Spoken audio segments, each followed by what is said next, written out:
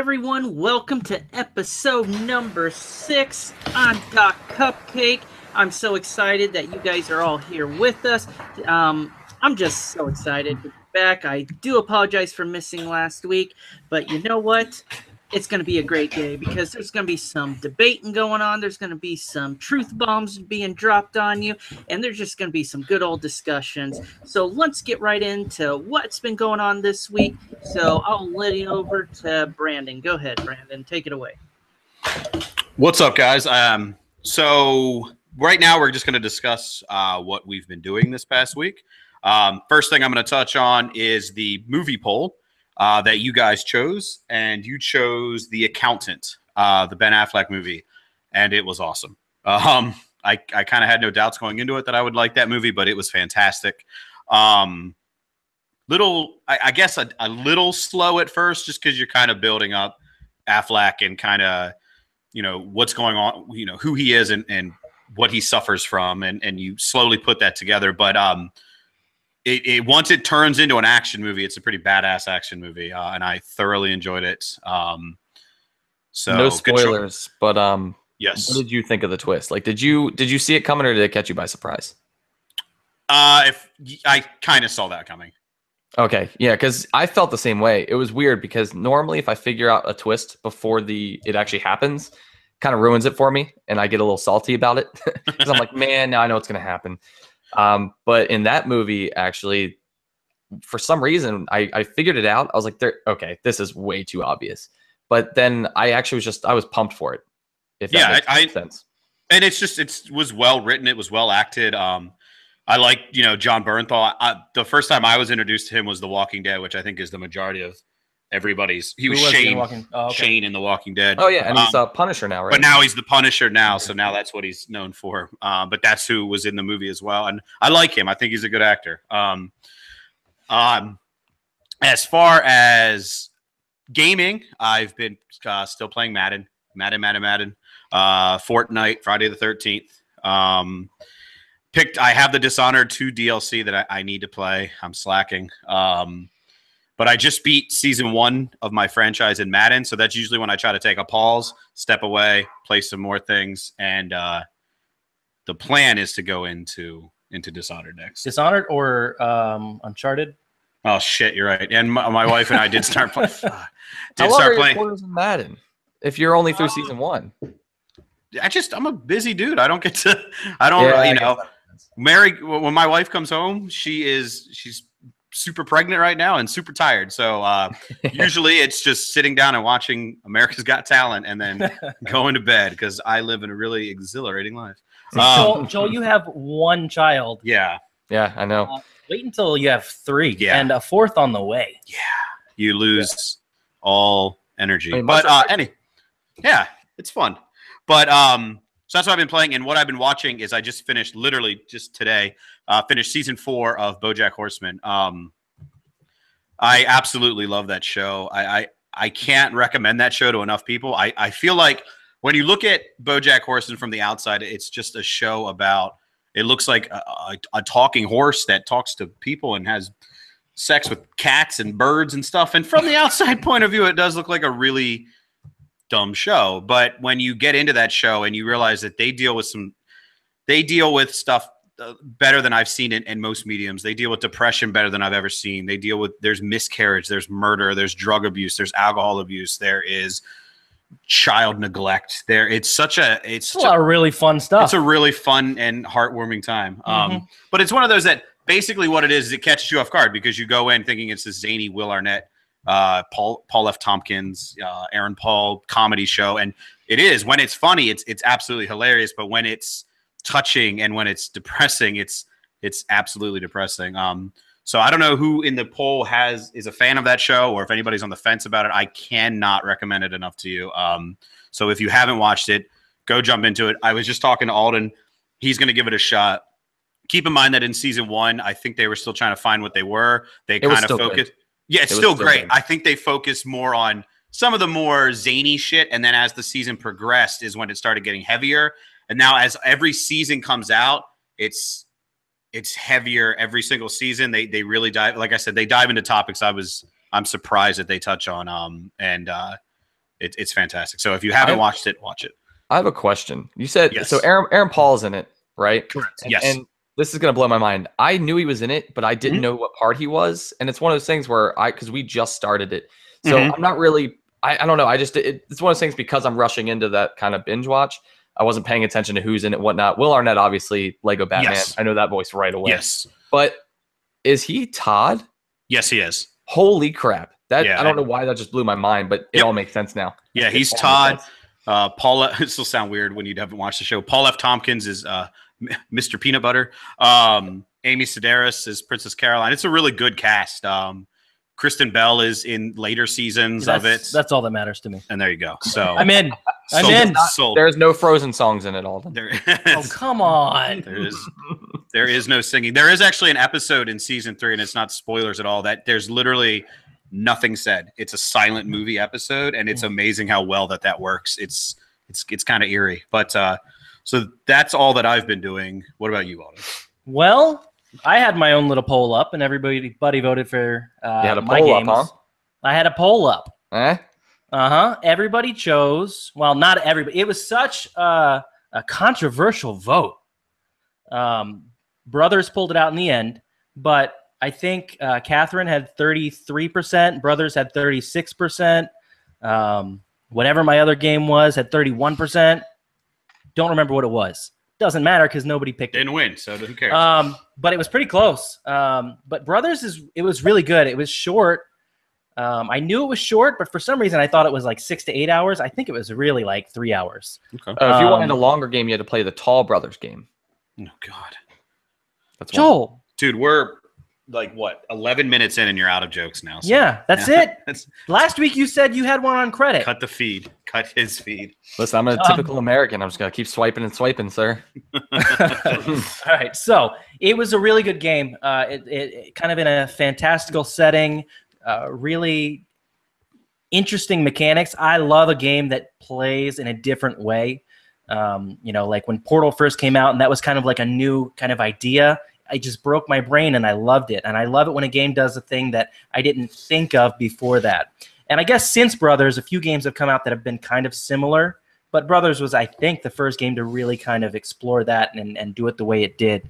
It was a really good game. I don't think it's a spoiler to say it ends on kind of a somber tone. And I wasn't ready for that going in. I feel like if I was ready for that, I would have been a lot better with it. But by the time it ended, it's kind of like, oh, did I do something wrong? So I feel like anybody who plays it, if you go in kind of knowing that, you accept it better probably at the end. Whereas it kind of plays like a fairy tale story, but it doesn't end like a fairy tale story. It ends like when you read like the real way that Little Mermaid ended before Disney ruined it and made it for kids. It ends like the old stories, which is cool if I knew that. I really liked it. I would recommend it for sure. It's like Pan's Labyrinth, where the whole movie is this you think it's a beautiful fairy tale, and then you get to the end, and you're like, dude, I'm not Oh my kidding. God. I was playing it, and Tanya, my girlfriend, looked over and said, "This is like Pan's Labyrinth." and if for some reason anybody in that's watching / listening has never seen Pan's Labyrinth, please change that. Or Right- play Brothers, I right guess. now, or play Brothers too. But I can't. I'll stand on the table for Pan's Labyrinth every chance I get. That movie is just it's absolutely I will fantastic. third that. It's Oh, fantastic. Well, I didn't see it, so I. Oh wait, Wait, you didn't what? see it? You haven't seen Pan's Labyrinth? No. Tanya, I know you're listening / watching. What? Change that immediately. I don't kidding know me? who this guy is. Can I play Vita while I watch it? No. Alden, the fact that you haven't seen Labyrinth is amazing. Am I right? Pan's Wait, Labyrinth. Labyrinth or Pan's Labyrinth? Oh, Jesus Christ. Wait, Come on now. No, Get- stop. It's whatever. Just Labyrinth. maze. Get it? Moving No, on. no. So after I finished that, because it was so short, I decided, well, I'll go on and play Catherine too. So I've been playing Catherine. I haven't finished it, but I'm just about done with it. It's a really cool game too. I can tell kind of that they made that game.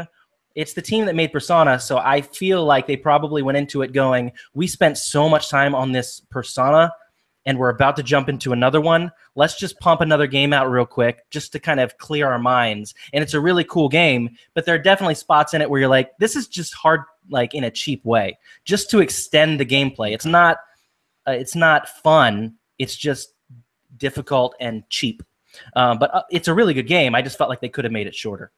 Other than that, I've been playing Fortnite Battle Royale. I didn't talk about it last week. No, you did not. Play it for sure. Get on there, play it. I can't wait until they have teams. And It's going to be free soon, apparently. Yeah, it's going to be free on the 26th. It's going to be free to just jump in and play Battle Royale. It's really cool. It's not quite as good or exciting as PUBG, but it's close, and it's on a console, so you can just sit on your couch and play it. So I like it better. Once they fix some of the mechanics, it can be as good or better than PUBG. The aiming isn't perfect. The gunplay isn't perfect. There aren't any loot drops in the way of like scopes or sights or anything like that. You don't pick up backpacks. Well, if you can find, I've found scoped rifle and sniper rifles. Yeah, it's all about just. The thing is, it's so sporadic. It's not a loot drop. It's just randomly chilling in some house somewhere. Yeah. The So you have to chances tear of it you out being and the find. first one there. Yeah. And when you do get it, it doesn't have the same accuracy. Okay. If you get shot by a sniper rifle from across the map in Fortnite, you have plenty of time to run behind a building and hide, or behind build a a building. hay bale or whatever's around there, or build a building. Yeah, you could just pull out your. All right. You can make a shelter around you out of wood, and but in PUBG you don't have that. So in Fortnite, when you're running across an empty field, you don't have that same sense of like panic as you do every time you run through a field in PUBG. And I kind of miss it, but I love the game. And I'm gonna play it more than I play PUBG just because it's on console. When PUBG comes out for console, if Fortnite hasn't perfected itself, I'll switch. But for now, I am where I am, and I like it. It sounds like it's a good like casual version of PUBG. Like Yes. nice rollover replacement if you're just trying to relax and play. Yeah, Oh, absolutely. absolutely. It's a lot more forgiving. If you make a mistake in Fortnite, you can still win. Anybody could really win given the luck of the draw and turning the corner at the right time. In PUBG, it's a lot harder to win just because the mechanics are so sound that when people perfect them, they are just heads and shoulders better than everyone else. In Fortnite, I guess the cost of entry isn't quite as bad, so it's a lot easier to come off with a win. I've ended up second a dozen times in Fortnite. I've never won, actually, but Brandon has, so if that says anything. And I do you think- suck. Do you think maybe that so like one thing with For Honor that I noticed is that like in the beginning it was so fun, but it was because people hadn't figured it out yet. So by the time everybody had caught up, that's when the game started to get really too much for me, because not only were people better, but I mean it's a whole other conversation of all the stuff wrong with that game. But do you think maybe it's a similar situation with Fortnite where we're like maybe you're just getting paired with these people that are kind of still figuring it out? It might be close to that argument. I don't think it's as bad. But I know already, like the last few nights when I've played and I've ended up second, whoever was first has built himself this magnificent fort that I couldn't even like dream of building, let alone building it in 30 to 45 seconds like these guys are. So yeah, once you get that mechanic down, you're going to have a leg up. But even then, you can break into the fort and you can figure out a way to win. It's a little bit harder. So yeah, that is true. Once people get in and they are just that much better at doing all these things, it'll be a lot harder to win. But for now, I was just wondering how you felt about it, whether it leaned more on that or if the way that the game was made it more accessible for everybody regardless. It seems like it's they're very receptive to people's feedback on this. So it seems like they're going to adjust and make changes as they go. I feel like in 6 months, the game will be in a different place and probably better. But we'll see, really. If it's not, then like I said, I'll jump ship to PUBG. That's fine.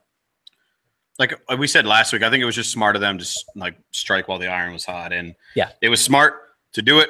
And to have it, not just announce it, but just roll it out immediately after was really smart because it's 100% sold me. Before with Fortnite, I was like, maybe I'll wait though. I know it's going to be free, yada yada yada. Once they announced that, sold, and I think it was smart because they announced it, they got people hooked, and then released it. Similar to what PlayStation did, yesterday when they announced Final Fantasy IX, and then immediately they're like, "Hey, Final Fantasy IX is coming to PS4, and you can download it right now." Yeah, I woke up to tweets saying Final Fantasy IX coming, and I was like, I can't wait to buy that. And they were like, it's out now, and I was like, I can't buy it right now. Man, unpopular opinion of the PlayStation era, 9 was my least favorite. I liked 7 and 8 more.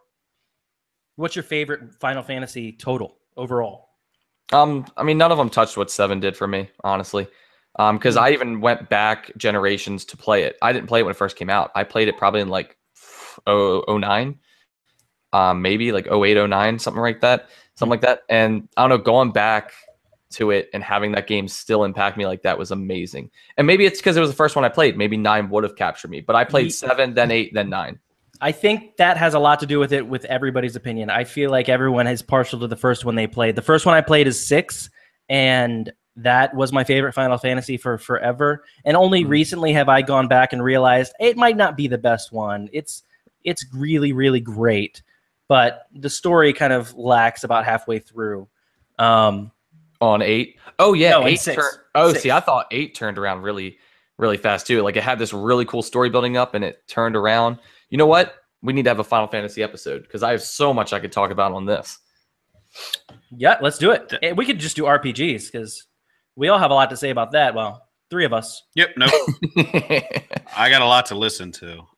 But so that's what Alden's been doing and playing and watching and consuming. And what about you, Joel? I've been very straightforward this week. So video game wise, been playing Madden, of course, because I do a connected franchise. So just working through those weeks. See, I'm on my 3rd season now, so that's why I was like only 1 season. But I played Rocket League last night for the first time forever. I still got it. I'm still really good. And then other than that, we started BoJack, and that's piggybacking off of what you were watching, and we are now almost done season 2.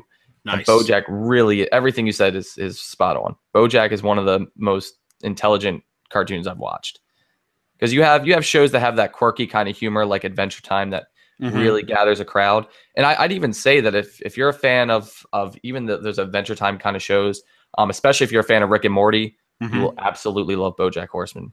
It is deep show, and I love how it balances between the really deep serious humor and then just the dumb right in your face, like slapping your face humor. Yeah, like it's such a good balance, because I'm trying to remember one of like it could be one of those things where like the opening scene is 2 birds, but they're actual like people birds just playing in a bath. And it's just one of those things. It's like, birds do baths. Funny. But, there are obviously a lot more clever jokes, and I'm dumbing them down. Not doing it justice. You have to watch BoJack Horseman. Agreed. But that has been... it's full of good Joel puns? Oh, no. God. It basically is unspoken Joel puns. Yeah. It really is. And like before the actual plot continues. I'm out. No, you will love it. You will love it. So, Doc, how about yourself? What have you been up to?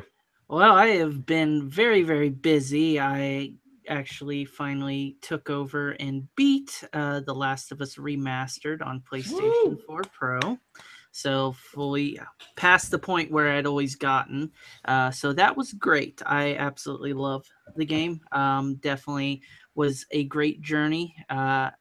Definitely from when I analyzed it before and everything else, I just let myself go, and it was just a beautiful game. Definitely, if you've been living under a rock and have not played it, definitely check it out. I mean, I don't know anyone that hasn't really. Except you up until a week ago. So. Yeah. It's a shame that this isn't like happening while it was out, because the multiplayer for Last of Us was... Yeah, I mean, so I don't know. I enjoy the single playerness of it. That was just a beautiful, just thoughtful story. Very gut wrenching and tearful at times. So definitely was great. So that's an understatement of epic proportions, I'd say. I know I was messaging the guys when certain points in it. So it was just kind of crazy. Then also was playing Destiny 2 because I got a free copy of it. Of course you did. So definitely took use of that. And I will say that, Bungie actually did pretty good with the story. It lulled at a few points, but there's actually a story. There was some meat and potatoes to it, so definitely can't complain on that front.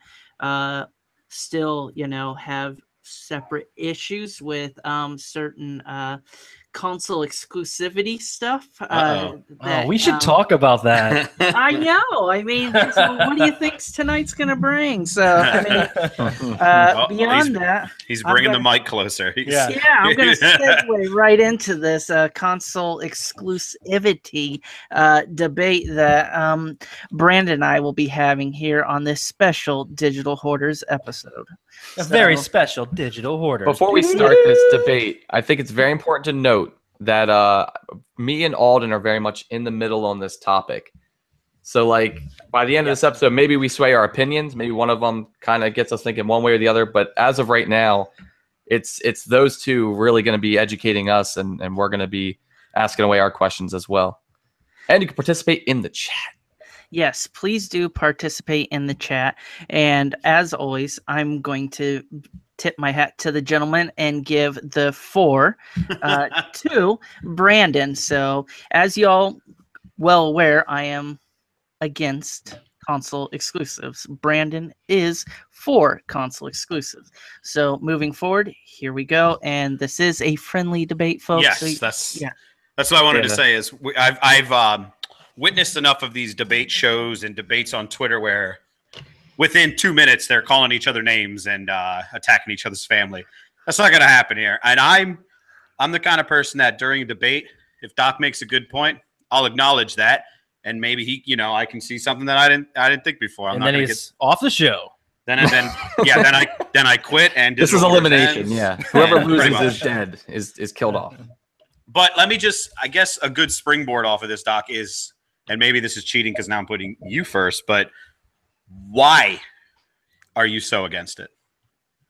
Because it's bad for consumers, first and foremost. Now, people need to realize that there's 2 different types of console exclusives. You have first-party exclusives, and the one that harms the industry the most, in my opinion, is third-party exclusivity and backroom dealings and that kind of stuff. So when it harms the consumer to the point where they pay the same amount for a game and get less content, or they're restricted from a game that, say, over the past 15 years has been open to everyone, and now it's solely in one market, I think that's really bad for a consumer. It's bad for the industry and has created a trend over the last 10 years that has put us to the point where we're putting exclusive deals 3, 5, and 10 years out, keeping content and games away from consumers. So that will be my overall general point, and we can narrow that down as we get into this some more. But so you're referring to mainly, are you referring to full-on third-party games a la Dead Rising 3, which stuck to Xbox and didn't come to, or are you talking more something like Destiny 2's exclusive stuff, or Destiny 1's that still hasn't seen Xbox? Like, are you just... So, yeah, this is, you got a whole melting pot. Basically, the big case, everyone knows Destiny and that fiasco. I mean, you're asking Xbox consumers to pay you $60 for, less content than PlayStation owners that were, when this first was announced, this deal was like, you guys will get it a few months after. This is what they alluded to. And then they changed it into, they made an emergency update after, I think it was close to 80 lawsuits was filed against them because it was not written in the end user license agreement and all this stuff where it specifically stated about their content. Then they moved it to, a year. Then they moved it to 3 years, and now it's indefinite, and now the game's dead. And so those consumers, bought into this promise like, okay, yeah, I'm going to end up getting this content, and, is gone. So, that's really bad. That is like one of the worst examples that we can use now for this industry. Coming from somebody who didn't play a lot of Destiny, what did the PS or the PlayStation version get that the Xbox version didn't? So they had strikes, extra strikes. you got weapons, you know, I forget what the weapon was called, and just those kind of things, little extra stuff like missions, strikes. So it was But- actual gameplay, not like There was ship some skins. There was some cosmetic stuff, but yeah, there was straight up raids and strikes that were locked to one system. Yes. Okay. Yes. Yeah. So that's where my biggest pickle with Destiny has lied, and that 10-year agreement that they so-called this contract, like, yeah, we got this contract. Totally understand, for cosmetic stuff is complete, frivolous, that holds no weight or bearing.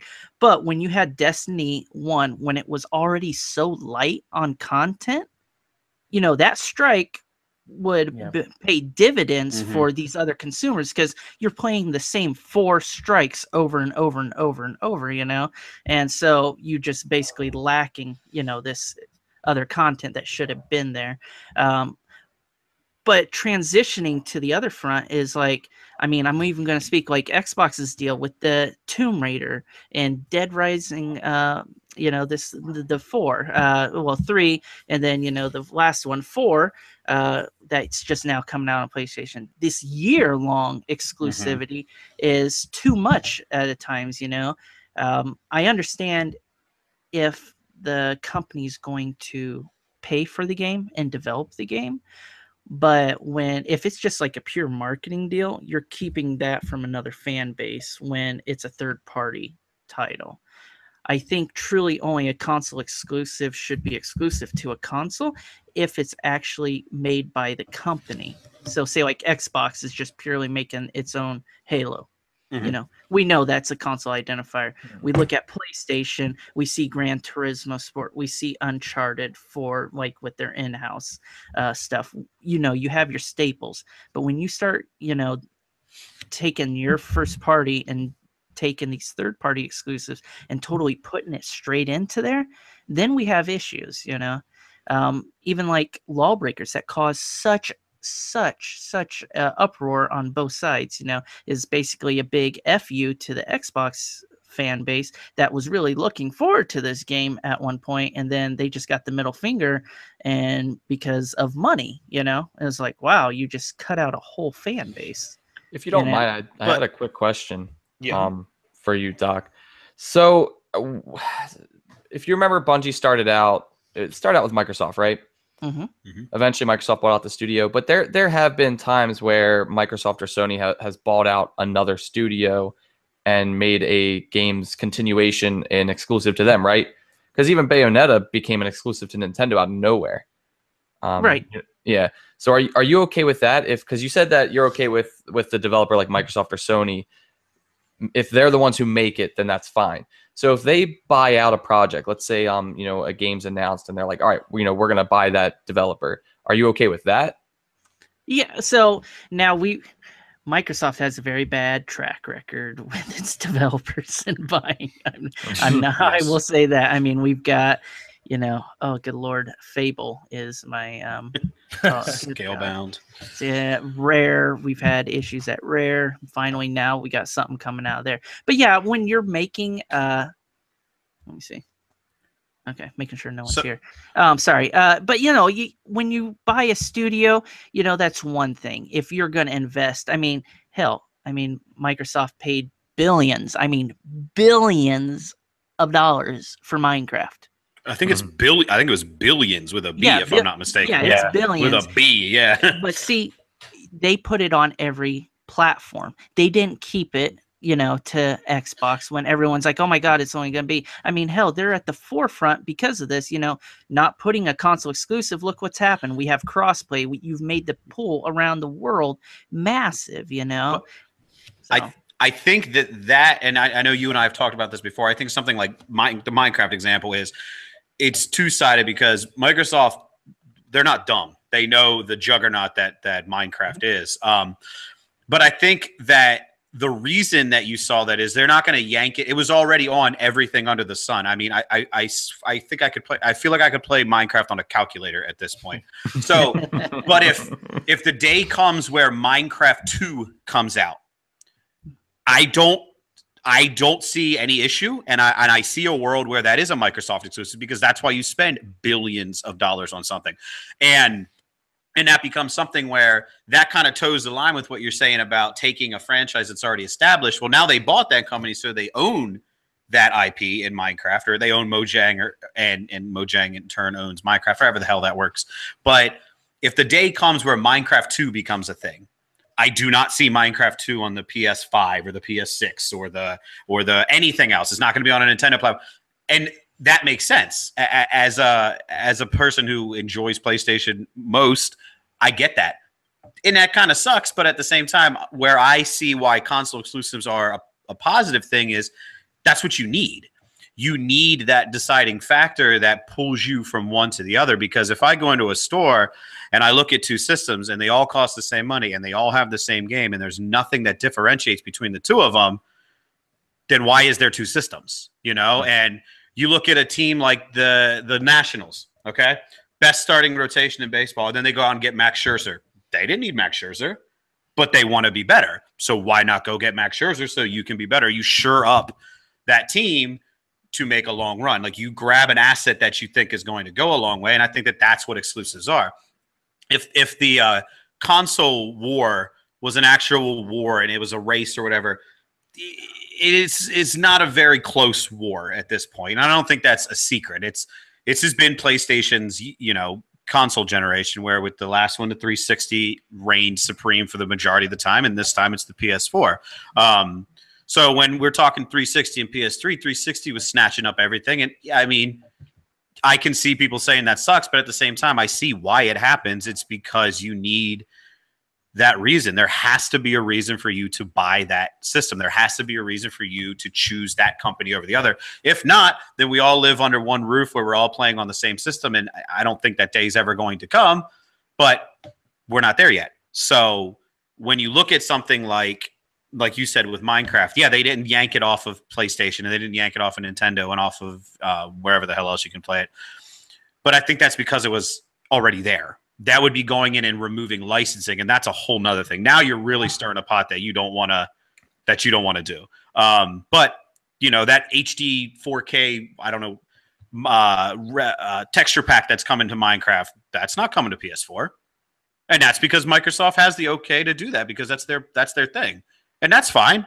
Like and I'm sure it looks really pretty. I mean, it's Minecraft. I don't really know what 4K does for it, but hey. They're really pretty blacks. Did you look at the pictures? It actually does. It changes it pretty significantly. It's still Minecraft. But well, yeah, of course. Regardless, that's how I look at things is with something like that. When like I've said 100 times, when Minecraft 2 comes out, I would feel like there's no way in hell that thing pops up on anything else. And I as a PlayStation fan, can't be upset about that. That's Microsoft's property. They own that.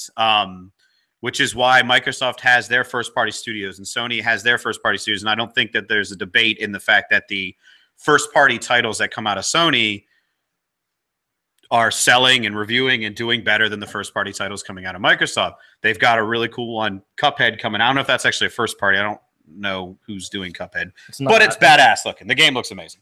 But the thing is, like, when you go into a store and you want to pick up a system and the mom comes in and says, all right, I don't know what I want to get. All I know is that my son, he plays this Uncharted game. So I think I just want him to play that Uncharted game because he really likes it. Well, there you go. That's one up for PlayStation, and that's a selling point. And I think if you remove those from the market, then what the hell is the point of there being more than one console? Yeah, I kind of see that side too. So I'm interested, Doc, to hear your opinions. Your rebuttal. Yeah, I totally get it. But fully, like when you have games like MLB, you've stagnated. God dang it! Stagnated the actual franchise. You've ruined a complete market. EA's done it with football. Now Sony's done it with baseball. By these exclusive licenses, you've completely shut out advancement. You've shut out complete consumers. And I mean, I get it. I mean, that's their own problem. You pay the millions of dollars for these exclusive licenses, and you've completely ruined going forward the way the people deal with this stuff. So hold on, I'll be right back. It's all right. I don't know if this falls on deaf ears now because Doc's not there to hear it, but maybe Doc's listening. As far as MLB goes, it's not a licensing thing, because if it was a licensing thing, that god awful RBI baseball would not exist. Yeah. That game is atrocious. The reason that MLB The Show is the only game out there is because there was 2K, and it was absolute garbage. And 2K could not sell what MLB did. It became kind of a thing where they're like, well, what's the point of continuing to put resources into something that we're getting our asses kicked when we make a really good basketball game? Or we're 2K, we make good stuff. Baseball, that's just not our forte. We're just not going to mess around with that. So it's not a licensing thing. I think if somebody maybe tomorrow woke up and RBI Baseball decided to make it an actual game and not a $20 budget title that looks like a Sega Genesis game and plays just like a handheld, it's awful. But if they wanted to put the money and the resources into doing it, then maybe they could. It's not Sony's fault that RBI Baseball is cool with that product that they put out there. But here's the alternative to that point is, and I'm not saying I know one way or the other. Mm-hmm. I'm very on the fence about these two issues. But so that MLB game is fantastic. It's far and away the best baseball game ever, and that's why nothing can compete with it. If they were to also put that game out on Xbox and on PC, they would make more money. But the thing is that's not why. Yes, Sony San Diego could, but there's a big staple in that word of Sony Right, San Diego, right. and that's Sony. And when you benefit from something and it's a race, you don't care about the other guys. Again, that would be like the Nationals saying, "Hey, we were going to sign Max Scherzer, but you Braves really want him, don't Let's you? Like, share him." you guys really want him. He's yours. I feel bad for you guys because you have shitty pitching. You don't do that because that's just not how things work. And this is a business. When it's all said and done, it's all about making people buy yours over the other, and I'm going to use that sports analogy. I'm going to run that into the ground, but it is like, I like that you're using a really good because baseball I can't, nobody from the Orioles pitching staff am I going to use as a And reason. Alden, keep in mind too that those, at least this is what I'm gathering from this, is that putting that MLB The Show on Xbox and Windows, it's going to sell it. However, having that to Sony sells PS4s. Precisely. Yeah, and I will say 100% to that point, I got a PS3 because I wanted to play MLB The Show. I also wanted to play Uncharted, but I got it because I got to play this really good baseball game because I hadn't been able to play a good baseball game in years. Now, if you walked into wherever you put Target and bought your PS3 for that, but it was across the thing and you already own a 360, you wouldn't buy a PS3. Yeah. There'd be no need to, thus eliminating the reason that these games come out to be exclusive, so that they make you pick that console up and buy it. And like that's why I have such a hard time with this topic, because I see both sides of it pretty well. I definitely think it makes sense for the company, but I also think for that kid whose mom is going into the store and buying a game, and that kid loves Halo, and that kid loves Uncharted, or that kid loves Infamous, and he just can't get both now, and it sucks. Yeah. And that does suck, but hell, I grew up loving Sonic and Mario, but I didn't get to have them both because they weren't on the same system. I mean, it's not a new thing. Like, it's just, we've given a voice to the internet, and the internet has decided to use that voice to bitch about everything. And I think that we've all grown up with this. It's never going to change. And you can use this same kind of logic in lots of different arguments. It's never going to change. Now Sonic, now it changes because Sonic Mania kicks ass, but Sonic was bad. But I'm never gonna play Mario on my PS4. I'm never gonna play. Right. It's not gonna happen. And I understand that. That's why I have to go buy a Switch if I want to play Odyssey or I want to play Breath of the Wild. And yes, that sucks, but I get the cost and the entry fee into it. But gaming is an expensive hobby, and we all know that when we get into it. And unfortunately, it's just par for the course. Like, it is what it is. Yeah, I was right about to say that. It's one of those things where, when you're a kid, you get what you can because you don't work. You're supposed to be out living your life anyway. I mean, video games are important, but especially when you're younger, you need to be out there doing more things. And those are the primary audience that can't really control whether or not they're getting two systems. Now, of course, we can go deeper into the problems of economy and how the average working class can't afford both, but if gaming is that important to you, you are going to find a way to get both consoles so that you can play the games that you can play. I was really tight on funds and still found a way to get an Xbox One because I knew that Gears of War and Halo I had to play. And when you're that into gaming, it really is worth the price because you're going to be playing that many games on both sides. And then for the people that are more casual, I don't think they have the time. I mean, if they only have the dedication to one console, a lot of times I feel like they don't really care about the other stuff coming out for the other people. You know, they're only focusing what they can get. So I'm starting to see where exclusives play a big part. But of course, to be fair, Doc hasn't had much of that room to talk. So I'm curious to hear more of your opinion. What are you talking about, Doc? I was waiting for Doc so I could talk. But no, but no. So I know Doc's point, and again, I'm not somebody who, you know, Doc is 100% putting himself as the main consumer and saying to the consumer, well, it's not fair to the consumer because now they don't have a choice but to push that. And I get that. I do.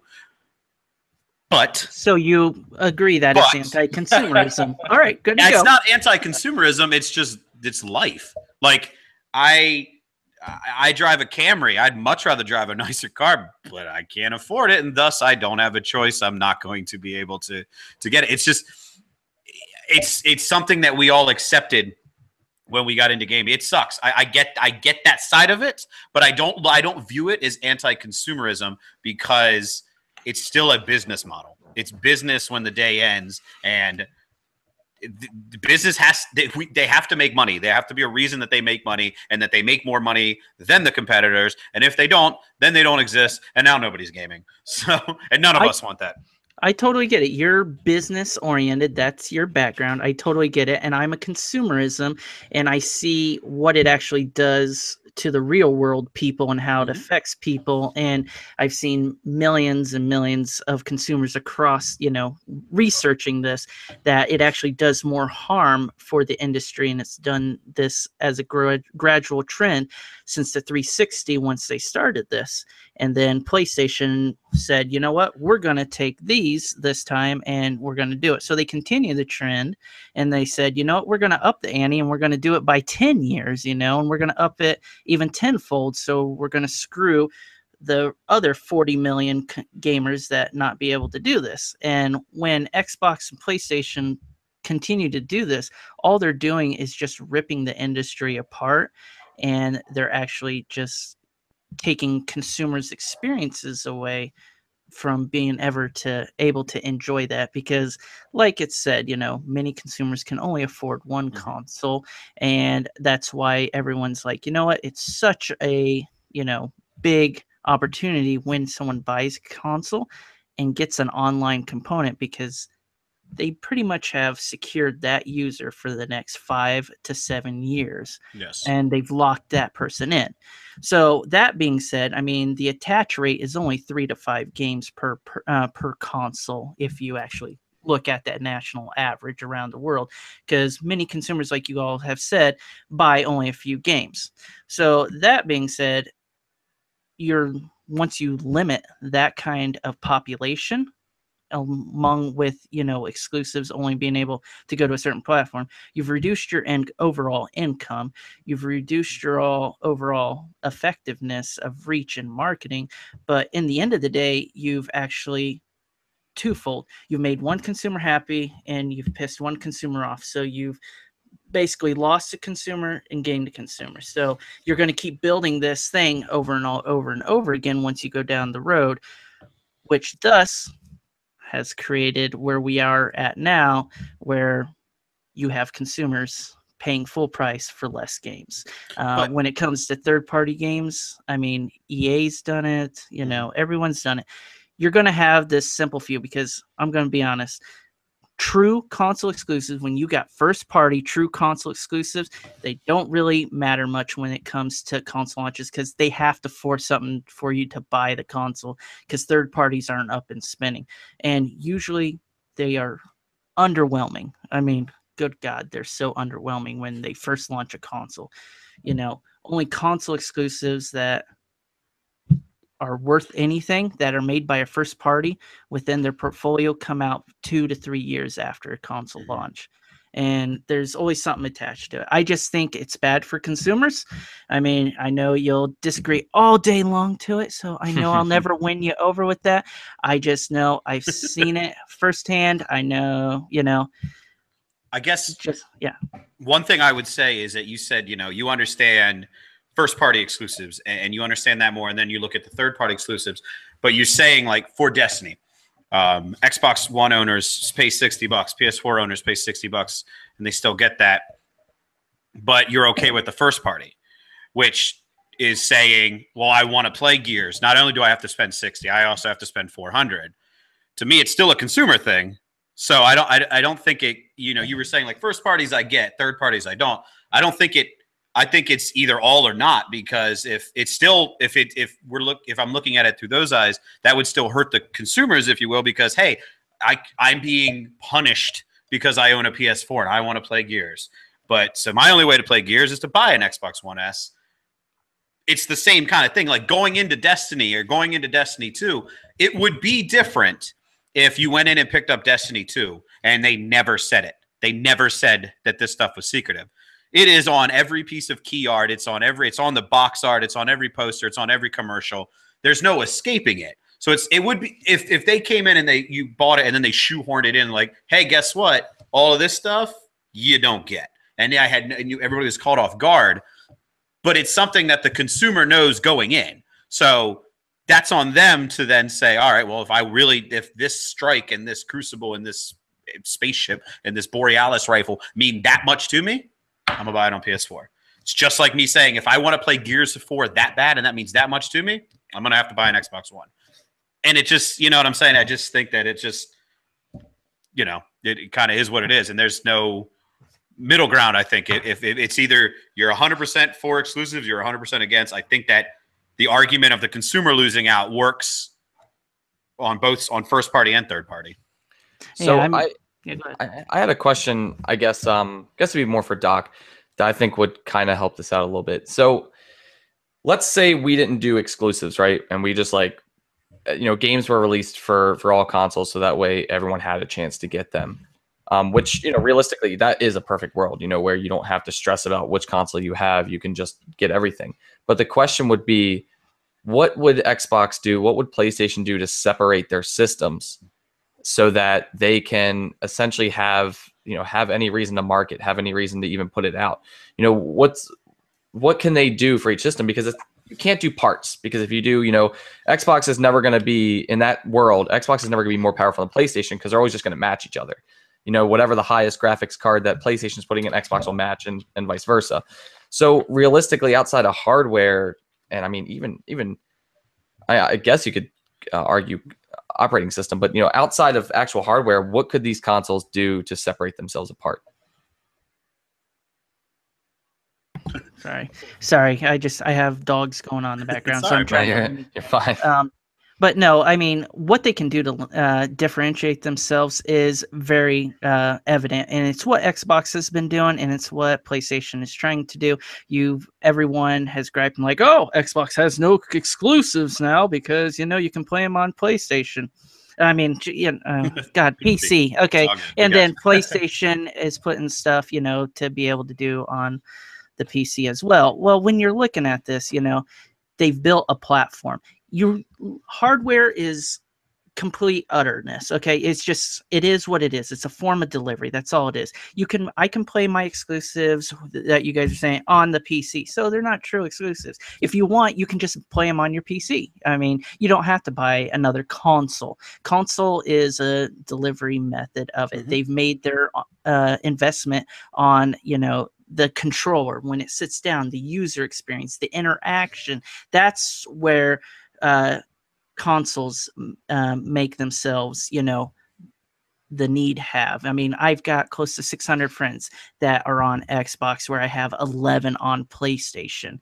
I mean, if PlayStation made a controller that didn't cause my arthritis and my carpal tunnel to act up and my hands go to numb, I'd probably play it a lot more, to be honest. That's why, I can't physically play it. Now, when I play the Xbox, the controller, they've designed it with all these facts in mind. So that's kind of how they're, separating. Now you see where the debate had gone for the last 3 years about 1080p made you a better gamer and how graphics was important. Only And- morons thought that. Yeah, that exactly. was just morons. But yeah, Yeah, this was the logic out there. This is what media was putting out there. This is what they trying to put into this argument. And so what did Xbox do? They responded by making this console. What did PlayStation do? They responded by making the Pro. So they react to consumers and their wants. So they're trying to make this need like, oh, we've got this, where they're trying to be these incremental steps. And it's just crazy nonsense. It's never going to end with anything where people are trying to constantly evolve within the console market. You've got games that could have great potential that don't succeed on consoles but succeed on the PC. So it's just back and forth. So I mean, what they can really do is just focus on their consumers' wants and needs. That's literally, instead of listening to the bottom line, these consoles could listen to consumers and actually do a lot better. But the thing is that when you buy a gaming console, it's to game. So the thing that sells you on a gaming console is the games that I can play on my gaming console that I can't play on the other gaming console. Like I personally, and this is completely, different for everybody. I like PlayStation's UI more than Xbox's UI. And I know plenty of people the exact opposite. But to me, a UI is not a selling point. To me, I get it with your friends if they're there. If you have, like you said, I'm kind of the same way, flip-flop those numbers, But the UI or the snap features and that's not why we buy gaming consoles. We buy gaming consoles to game. So I think that I don't know what a console can do outside of securing exclusive games or exclusive content to push one another. Like, yes, the X is going to come out. It's going to be the most powerful console made. That's awesome. That is awesome. And for the people who love to have the top of the line and everything, like that Cupcake guy, they have these. They get that, and that's perfect. And for you, that's awesome. People like to play the best available version of a game, but and it's kind of the same thing going back to like the Destiny thing. There's going to be Xbox One X games that are put out there that have patches that maybe the PlayStation 4 Pro doesn't get. How's that fair to the PlayStation 4 Pro members because they paid the same amount of money as well? It just is what it is, and that's what they're going to use to pull you over. And unfortunately, I don't think there's ever going to be a day where there's going to be something that's not a game that's going to sway enough people to one console. It's a gaming console. It has to be games. Well, yeah, and people thought for a long time that the PSVR was going to win over anybody who was on Xbox, and it just didn't. It's not about peripherals. Peripherals? What a hard word to say. Perfs. Perfs. P-rails. You just gave like 4 different ways to say. Yeah, perfs. I just wanted to give a guide out there for anybody who wanted to say it wrong 4 times. Yeah, you get to choose which option it is. It's just like a Telltale game. Just like a Telltale game. Yes. So yeah, I do think it comes down to games. I don't know. I thought by now I was going to have a more solid opinion based on what you guys had said, but I'm really still kind of on the fence. That's because we're gentlemen debating instead of me being like, you know what, Doc? Fuck you. Go play your shitty Xbox, all right, with your friends. No. Yeah, I'd be out. Yeah, but I see it from both sides. I do see, like, from the initial discussion, I don't like that people on Xbox don't get the full experience of Destiny. And I get that it's put there to kind of draw people over. I don't think that's enough to draw anyone over. I don't think. I mean, I don't play Destiny, yeah, but exactly. I don't feel like 5 missions and a couple cool weapons are enough to make someone to say, you know what, I'm gonna go buy a PS4. Yeah, I feel like more than anything, it just kind of says, your console's not as good. And I do think we're in a climate now where people just love to argue so much and not debate like we're doing right now, but people like to just scream at everybody because they like a different gaming system. Exactly. And I feel like sometimes maybe the exclusivity of some of these games adds to that. Yeah, it definitely does. And what it is the reasoning behind so much visceral on Twitter is because of you know, if you're these guys that are diehard Xbox fans or these diehard PlayStation fans, well, it doesn't matter what game you put out, they're going to shit on it. Like you ask these diehard Xbox fans who live and breathe it and can't just communicate. Horizon Zero Dawn sucks. And why is that? Because I didn't play it. And it's like there's those PlayStation guys who are like, fuck Halo 5. Why don't you like that? Because I didn't play it. And it's not evident of the game. It's just unfortunately. Yeah, I guess it's just Twitter culture. It's just what the world has become. But altogether. But it's a bummer. But this is how two grown men can sit down and talk about something. And hey, I don't know if there's a quote winner, but if nothing else, I'm reading the chat. People are saying like, hey, there's, you know, the business side of it and the consumer side of it, and they're both making good points. And I think when the day ends, we can see both sides of it. And I don't think that that's a bad thing, you know? I don't think that's a bad thing at all. I don't think you have to quote crown a winner, you know? We live in a capitalist society, and it's hard to argue against the capitalist mentality winning out, you know? That's just kind of how the world works right now. If it worked differently, then maybe things would be in a different place. But I feel like that's just kind of what you have to do to get ahead now. And I also, my opinion too, sorry, Doc, my opinion too is sometimes these games wouldn't exist if it weren't for the exclusivity. 100%. There's no way Naughty Dog makes Uncharted and works on it for the Xbox at the same time. They knew the hardware inside and out, so they were able to do things that they wouldn't have been able to do if they were trying to build it on multiple platforms. I think the further we go on, the more everything kind of turns into a super powerful PC that's made for gaming, and maybe it gets easier. But as of right now, it's still a lot easier for these companies to churn out these games knowing the infrastructure of the console. So I am not technically for exclusives, but I feel like without it, these games wouldn't exist. We wouldn't have Uncharted. We wouldn't have The Last of Us. We wouldn't have had Halo on Xbox because they wouldn't have been able to do Halo on PS2 at the time. It could only run on the Xbox. So I just feel like we'd miss out on these special experiences if it weren't for the exclusivity. That's a very good point. Yeah, because inside developers have access to, you know, parts of the systems that EA doesn't, you know, and that's a very good point.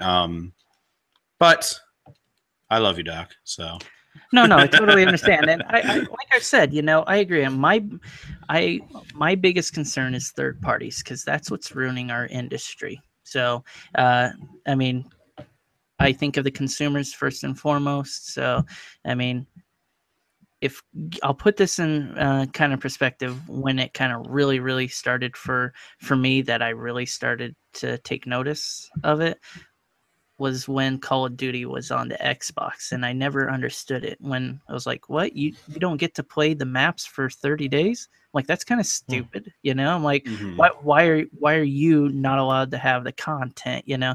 That's the same, but yet you have to still pay full price, yet you get it at a later date.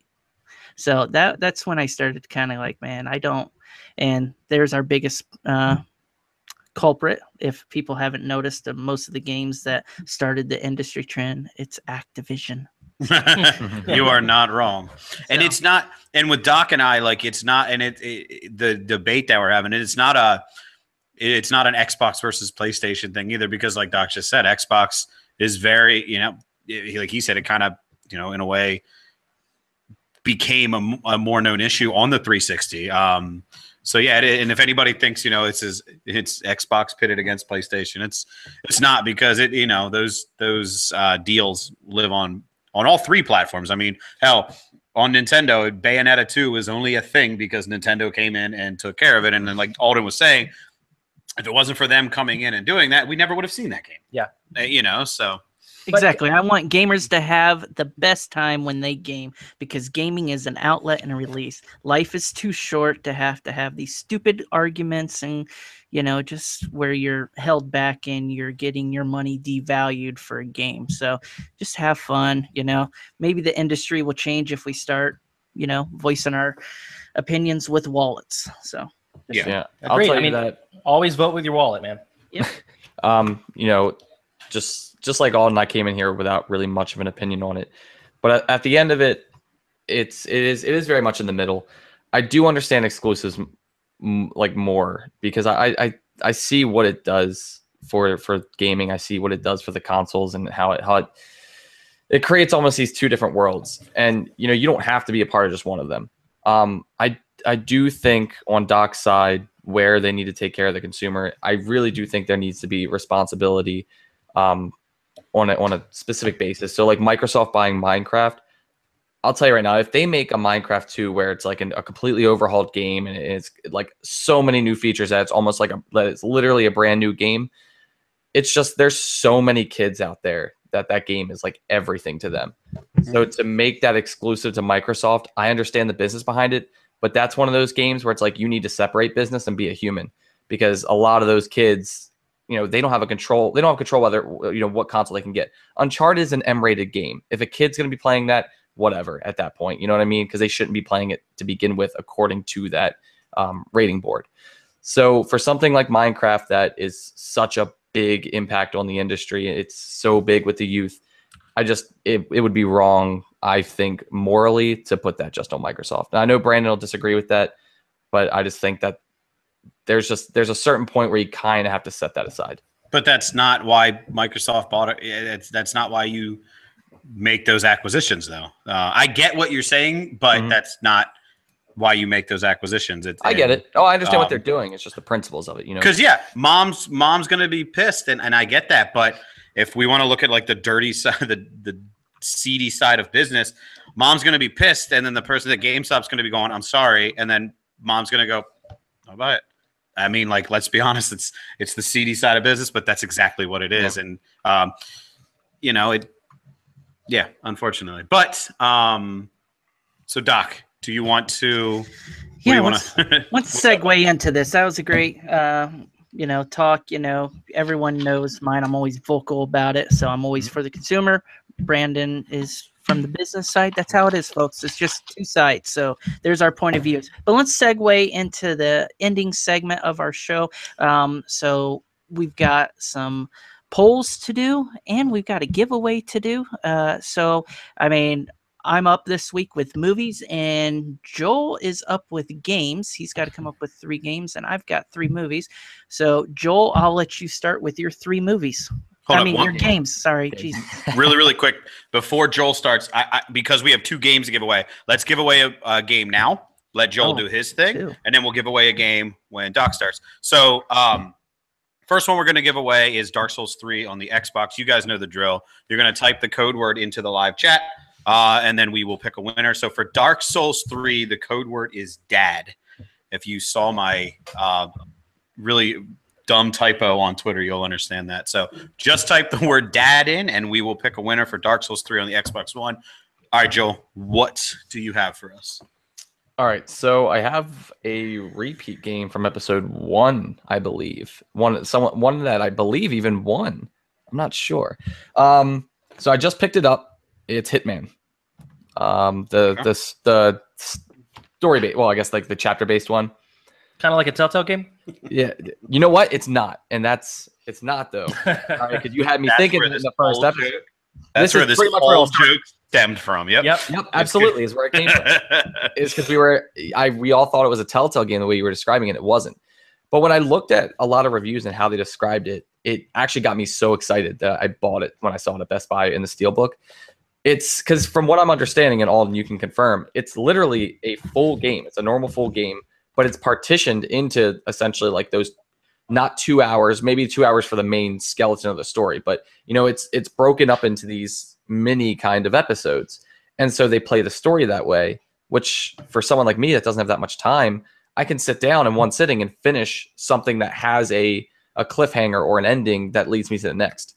Yeah. Also, what I like about that model, that business model, and what I think could help the industry going forward is it gives them a constant stream of money as they're going, and kind of an indicator of, okay, this is working, this isn't working. In the next section, let's twist it up and make it, a little bit different to where the way that people are clamoring for and what they're giving us their money for. So I like that it gives them just that flow of money to kind of keep going.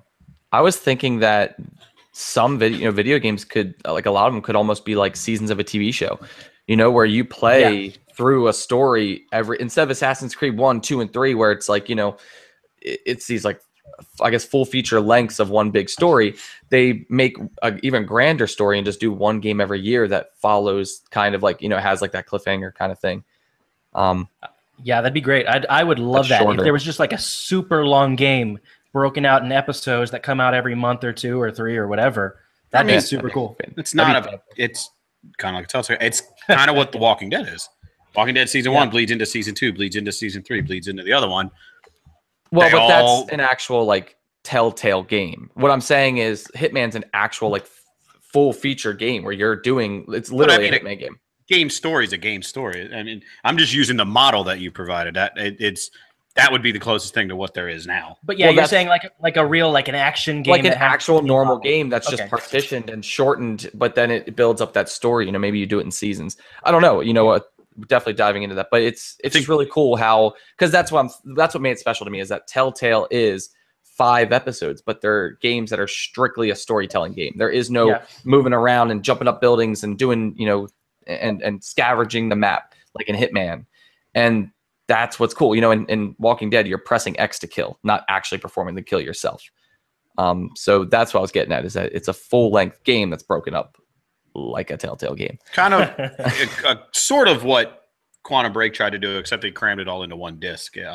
If Quantum Break could have found a way to space it out, I think if that game would have done better, that I think that would have been the perfect kind of game to do that for, but to do that with. But unfortunately, that game underperformed, and again, not indicative of the game. It just didn't move units. But I think that would have been a good game to do that with, because it already set up a story that you could have sprung from. But what is your second game? Second game is actually, I'm throwing this up there just because I need someone to motivate me to do it. The Destiny 2 campaign. So far, Doc's the only one on the show to have really played Destiny.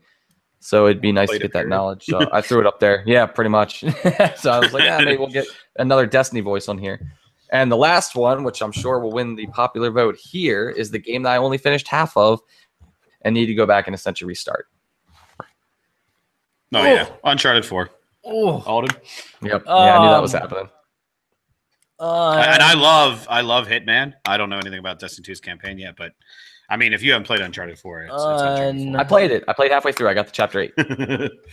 Uncharted 4. Yeah, you go. All right. Doc on black screen. You there, buddy? Yeah, I'm here. Sorry, I didn't want people to see what I was doing. All right. Oh man. Oh, man. Getting frisky. This is for the opening- Patreon subscribers. This is the most heated debate you will ever see in a podcast. Oh Lord! Before I get into what my segment is, I want to let know, Disputed, you won the giveaway for Dark Souls 3. So Disputed, just email our Twitter, message us on Twitter, and we'll get you that code. And then so before Doc starts here, the second game that we're giving away is Titanfall 2 on the PS4. And what is our code word, Alden? I don't know. I didn't play Titanfall, so I'm just gonna say Titan. There you go. Clever. I don't know anything That was like about Doc it. when he gave away the Madden. He's like, it's Madden. All right, so just type Titan into the chat. Once Doc is done going through his 3 polls, we will pick a winner for Titanfall 2 for the PS4. Go ahead, Doc. Okay. Yes. So this week I'm in the movie segment. So I just unwrapped this, and I'm going to do a little special surprise. Whatever movie actually wins, I'll give a copy of it away because I have digital codes in here. So we'll give one of those away. And Digital Doc. This is why everybody loves Doc so much. This is why we suck, guys. We need to step our game up. Doc's making us all look bad. So we're going to go ahead and we're going to put this up on whatever one wins. We'll put it up on our Twitter, and you guys just need to retweet it. Simple.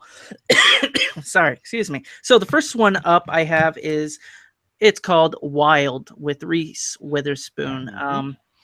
So it's basically a journey, kind of a self-inspiration movie. She's had a bunch of reckless behavior and that stuff. So definitely, looks pretty good.